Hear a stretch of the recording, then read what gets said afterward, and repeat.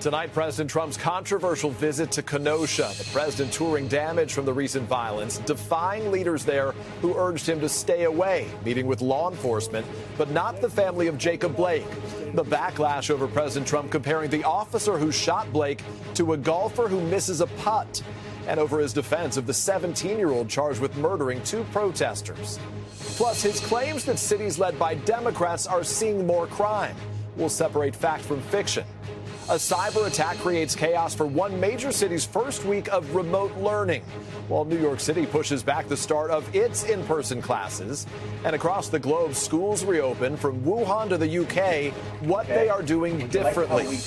One of the most promising COVID vaccines beginning its final phase of trials here in the U.S. Tonight, new plans for rolling it out. Who gets it first? Walmart taking on Amazon, announcing their version of Prime, what they're offering to win your business. The scare in the sky, a man in a jetpack spotted in the path of incoming planes, the search for that daredevil. And the hero nurses who stayed behind as Hurricane Laura struck, how they saved 19 tiny lives. This is NBC Nightly News with Lester Holt. Good evening. I'm Peter Alexander in for Lester. President Trump tonight visiting the city of Kenosha, Wisconsin, still scarred by the latest round of violence following the police shooting of a black man, Jacob Blake. The president blasting Democratic leaders for allowing what he today called anti-police and anti-American riots, while Democratic officials in Wisconsin warned his trip there could upset a fragile peace. All of it as the president and Joe Biden clash over who best can keep America safe. We have two reports tonight, beginning with NBC's Jeff Bennett. Tonight, a presidential visit dividing Kenosha, Wisconsin, a city shaken by unrest, sparked by the police shooting of Jacob Blake. And we're going to help them a lot. Despite pleas from local officials that he stay away, the president used the visit to a key battleground state to press his hardline law and order campaign message. We have to condemn the dangerous anti-police rhetoric. It's getting more and more. It's very unfair.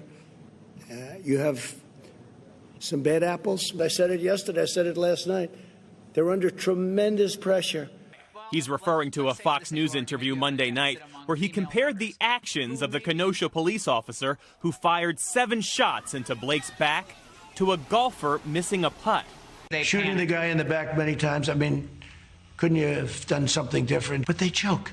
Just like in a golf tournament, they miss a 3-foot. You're not comparing it to golf because, of course, that's what the media. I'm saying people choke. Ahead of his visit, the president refused to condemn 17-year-old Kyle Rittenhouse, believed to be a Trump supporter, who's charged with shooting and killing 2 anti-racism protesters, 36-year-old Joseph Rosenbaum and 26-year-old Anthony Huber. President Trump appeared to justify Rittenhouse's actions. It's under investigation, but I guess he was in very big trouble. He would have been. He probably would have been killed. But it's under investigation. Joe Biden blasting the president, blaming him for stoking violence. I think that the words of a president matter, and when they breathe hatred, those folks are hiding under the rocks come out. The Biden campaign in a statement today saying the president of the United States is bizarrely highlighting the unrest and division he has stoked, refusing to condemn violence committed by his own supporters. An election year fight over who can keep America safe, prolonging one city's pain. Jeff Bennett, NBC News, the White House.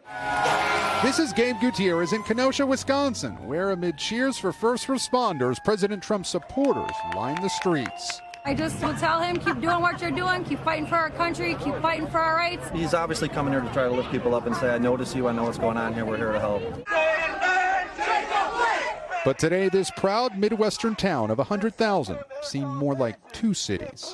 We don't want a political statement. We want a conversation with answers. We want a conversation with answers. That's all we want. That's all we want. And you wanted more arson? 62 days before the election, but just 9 days since the police shooting of Jacob Blake. I'm sucking up all the pain we have just to stand on our square until we get justice for little Jake. Today, Blake's uncle joined a peaceful gathering in the neighborhood where an officer shot the 29-year-old in the back 7 times. If you could speak to the president, what would you tell him? It's too late, bro. He's had 4 years in that office. He's done nothing but spill hate out of his mouth that bled down to police forces brutalizing black people.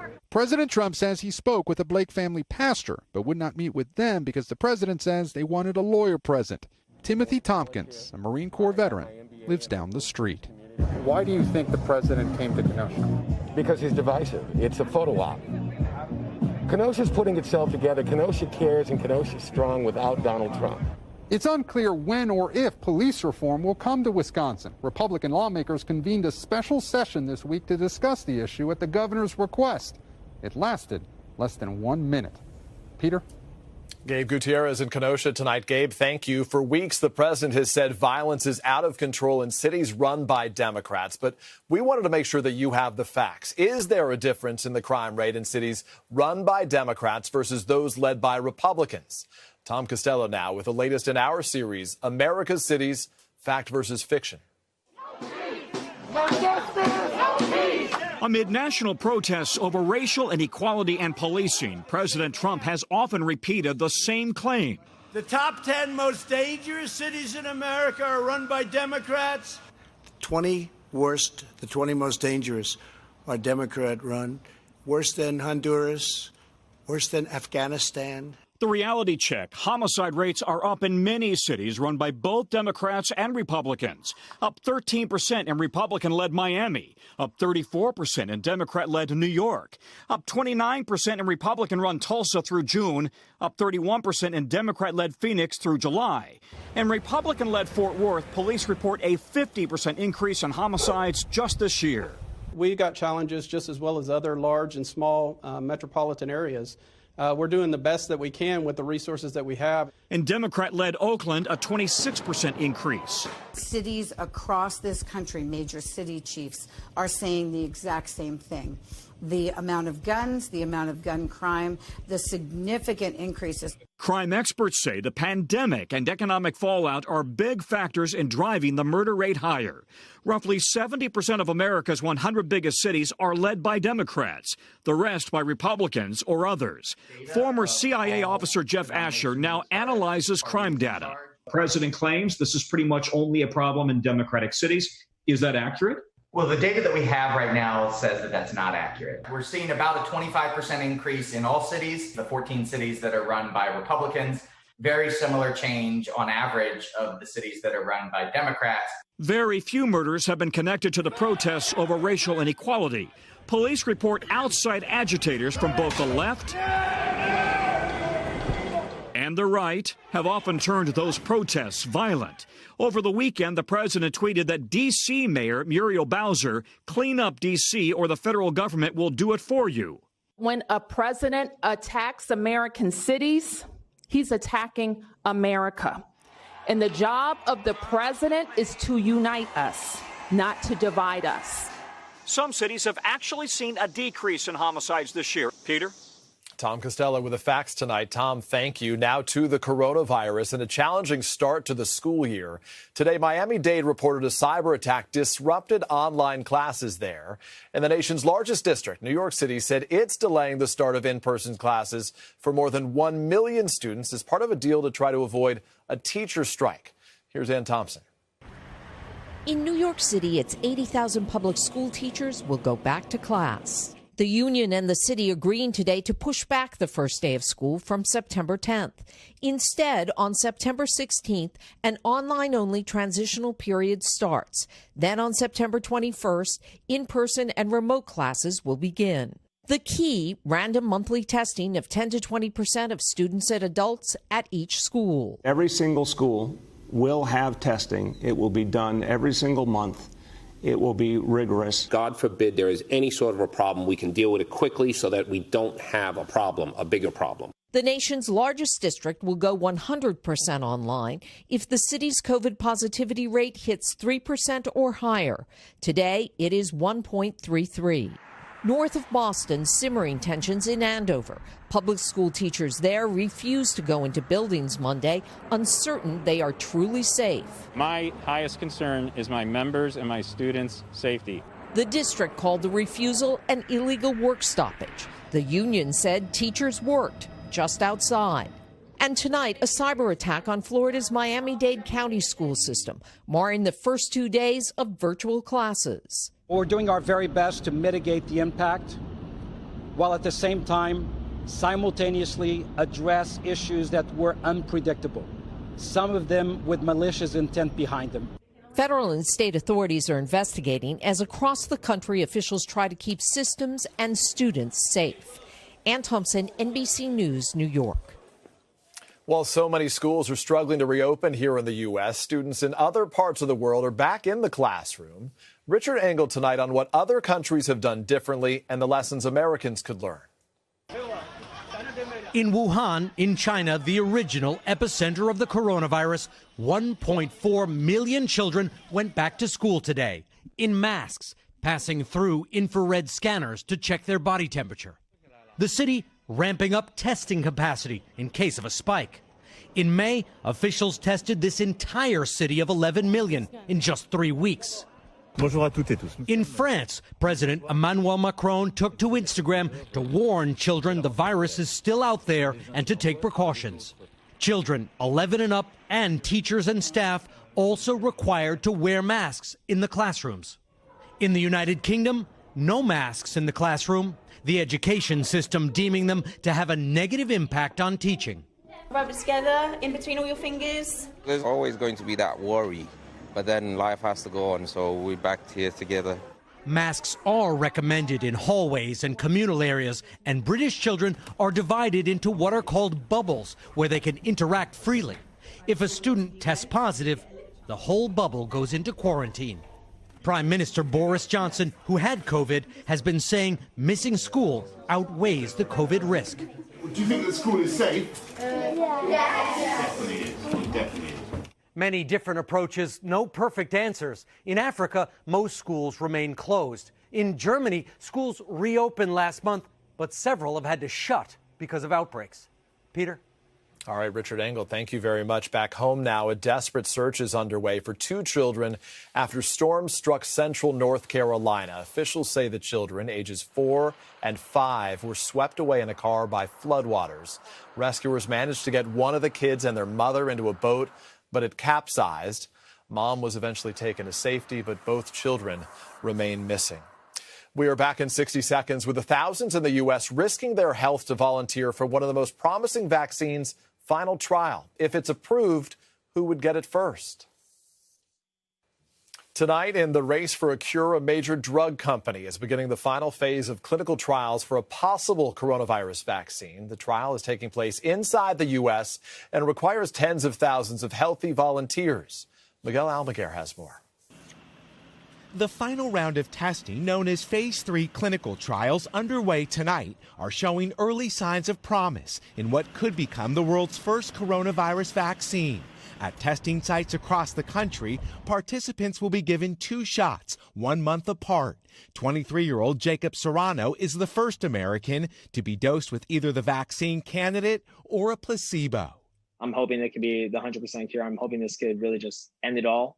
Researchers at Oxford, partnering with AstraZeneca, say the vaccine, a genetically altered virus, teaches the immune system to generate COVID-19 antibodies. With some 30,000 adult volunteers set to take place in the trials, the FDA says the vaccine needs to protect 50% of people to be considered effective. It could be distributed in phases, with healthcare workers and the vulnerable, like those with underlying health conditions, getting it first. So this one is one of the ones that's leading the race and is one of the ones that looks promising to get us that vaccine as soon as possible. With preliminary data on the vaccine's effectiveness expected around Thanksgiving, the U.S. coronavirus death toll is now over 185,000. For Jacob Serrano, it's personal. He's lost 7 family members to COVID. Do you think that what you're doing now can prevent future fatalities? That's the main reason I'm doing any of this. It's because I want to prevent that. I don't believe anyone deserves to lose their life, especially through a virus that we could have stopped. Tonight, for all Americans, a reason for hope amid the loss. Miguel Almaguer, NBC News, Los Angeles. Now to the battle for your business as online shopping skyrockets due to the pandemic. Walmart today announced that it's taking aim at its biggest competitor's most successful program, Amazon Prime. Here's Jolene Kent. Tonight, Walmart is taking new aim at Amazon, the world's largest retailer, launching Walmart Plus nationwide, an unlimited free store delivery service for orders over $35 starting September 15th. The price tag, $98 a year versus Amazon Prime at $119 a year with no shipping minimum. Walmart Plus hopes to build upon the already popular grocery service with orders surging in the pandemic by offering new perks that Amazon does not, like saving up to 5 cents a gallon at some gas stations and scanning items in Walmart stores with your phone and skipping the register. We've seen a massive uptick in people wanting delivery, some people wanting 2-hour delivery, same day, or up to 7 days in advance. And then for those times when people do want to go into the store, they want to be in and out in the safest, quickest way possible. But Walmart faces an uphill battle to dethrone Amazon Prime and its 150 million users worldwide, who, along with free 2-day delivery and free grocery delivery, get thousands of streaming shows and movies. Just leave everything to me. Amazon, because of its 15-year head start on subscription, I think has the edge. That said, I think Walmart, if you're all about the best prices on grocery delivery. Plus, Amazon now receiving new FAA approval to deliver packages by drone in 30 minutes or less. Amazon says those drones are still in the testing phase. Meanwhile, Walmart tells me customers just want to be able to shop easily, safely, and contact-free. Peter? The delivery war is heating up. Jolene, thank you very much. And up next right here, the mystery in the skies. Who is flying alongside airplanes in a jetpack? We are back now with a high-flying mystery. Officials are investigating a bizarre sight in the skies above Los Angeles. Someone in a jetpack flying too close to incoming airplanes. Here's Steve Patterson. In the realm of things you don't hear every day, this reaches new heights. Tower, American 1997. We just passed a guy in a jetpack. American 1997, okay, thank you. Were they up to your left side or right side? Off the left side, maybe 300 yards or so, about our altitude. On Sunday, an American Airlines pilot alerting the flight tower at LAX of what appeared to be a person hovering at roughly 3,000 feet. And then a second pilot reported the same thing. We just saw the guy pass by us jetpack. Experts say anything that close to a plane's final approach is extremely dangerous, adding jetpacks to a growing list of modern nightmares facing pilots, from drones to laser pointers, elevating the risk of safe landings. It wasn't long ago that jetpacks were pure fiction, famously flown by James Bond. Now, they're a new frontier for daredevils, a jet-powered hoverboard recently used to fly across the English Channel.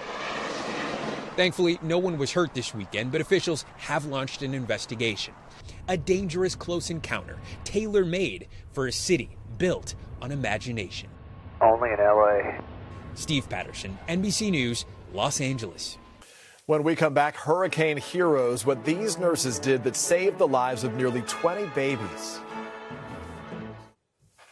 Finally tonight, inspiring America, the nurses on the front lines as a hurricane bear down on their hospital and the risk they took that saved the lives of nearly 20 babies. Morgan Chesky has their story.